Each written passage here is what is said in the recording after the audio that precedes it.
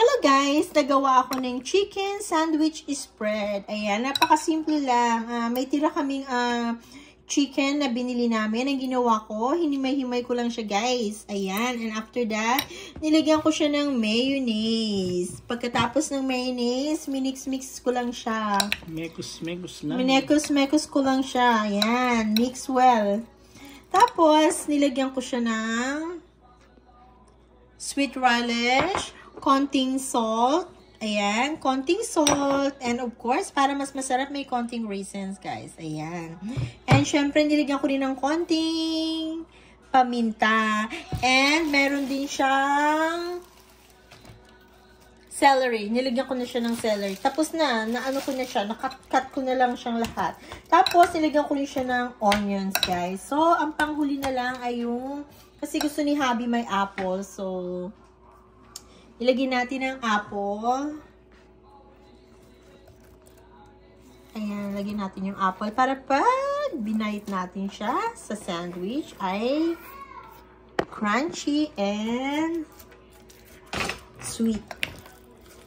Kaya lang parang mas malaki yung cut ni Habi ng apple. Okay yan. Lagyan mo uli ng mayo. Ayan. I think parang kulang pa siya guys sa sa mayonnaise. So, lagyan natin ng konti pang mayo.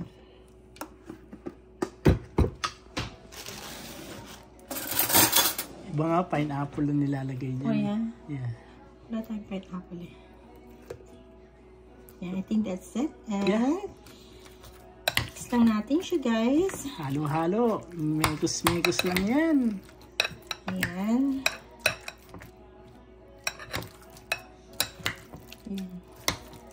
Ang gusto ko talaga dito, pag may raisins siya, parang masarap talaga siya pag may raisins, guys. Onions, of course. Celery, masarap din siya. Kung walang apple, celery. Pero, may celery na to, gusto lang ni Habi ng apple. So, pinagkat ko na lang siya ng apple para happy siya. Ayan, guys. Ayan. So,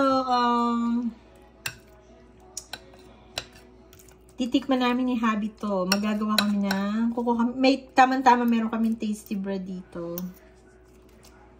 Teka, lagyan natin. Kukuha ko ng tasty bread, guys. I'm almost there. Try natin kung anong lasa ng aking ginawang chicken spread. Napaka-easy naman gawin niya, guys. So, okay lang. Basta, gawa din kayo. Ayan, at diba? Titikman namin.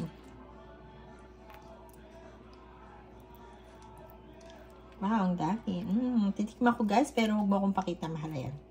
Tikim lang ba yan? Yung mukhang kain yan. Hati tayo. May pambaon na ako bukas. Ayan. See?